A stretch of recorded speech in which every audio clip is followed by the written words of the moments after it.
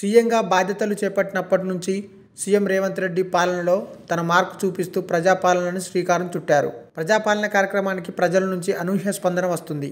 గత నెల 28వ తేదీ నుండి ఈ నెల 6వ తేదీ వరకు ఈ కార్యక్రమంలో సంక్షేమ పథకాల కోసం లబ్ధిదారులు దరఖాస్తు చేసుకోవాలని ప్రభుత్వం పేర్కొంది. 6 గ్యారంటీల కోసం దరఖాస్తు చేసుకునేందుకు ప్రజలు బారులు తీరారు.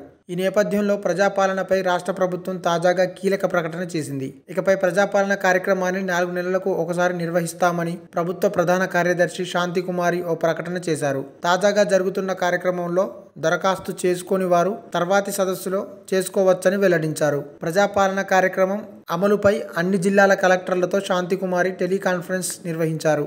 ఇక ప్రజాపాలన సదస్సులు ముగియగానే 6వ తేదీ నుండి 17వ తేదీ వరకు దరఖాస్తుల డేటా ఎంట్రీ చేస్తామని తెలిపారు. 17 లోపు అన్ని అప్లికేషన్ల డేటా ఎంట్రీ పూర్తి కావాలని అధికారులను ఆదేశించారు. మండల కేంద్రాల్లోనూ డేటా ఎంట్రీ ప్రక్రియ చేపట్టాలని తెలిపారు. ఆధార్, రేషన్ కార్డు ప్రామాణిక లబ్ధిదారుల డేటా ఎంట్రీ చేయాలని ఆదేశించారు. కొందరు లబ్ధిదారులు అన్ని పత్రాలు లేకపోవడంతో తాజా ప్రజాపాలన కార్యక్రమంలో దరఖాస్తు చేసుకోలేకపోతున్నారు. తమకు 6 గ్యారంటీలు అందవని ఆందోళన చెందవద్దని, ఇకపై 4 నెలలకు ఒకసారి ప్రజాపాలన నిర్వహిస్తామని శాంతికుమారి కీలక ప్రకటన చేశారు. ఇదే సమయంలో కీలకమైన మరో పథకంపై తాజాగా చర్చ సాగుతుంది. లోక్సభ ఎన్నికలకు ముందే 6 గ్యారంటీల్లో వీలైనన్ని ఎక్కువ హామీలను నెరవేర్చాలని చూస్తున్నట్టుగా అర్థమవుతుంది. ఇందులో భాగంగా మహాలక్ష్మి పథకంలోనే భాగమైన మరో హామీని కూడా నెరవేర్చేందుకు కాంగ్రెస్ ప్రభుత్వం సిద్ధమైనట్లుగా తెలుస్తుంది.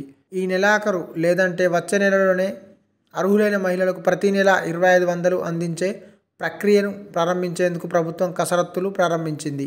మహిళలకు ఆర్థిక సాయం అందించడం ద్వారా అదనంగా ఎంత భారం పడుతుంది, ఈ పథకానికి అర్హులైన వాళ్ళని ఎలా నిర్ణయించాలి, విధి విధానాలు ఏమిటి అన్న అంశాలపై అధికారులు కసరత్తు చేస్తున్నట్టుగా తెలుస్తుంది.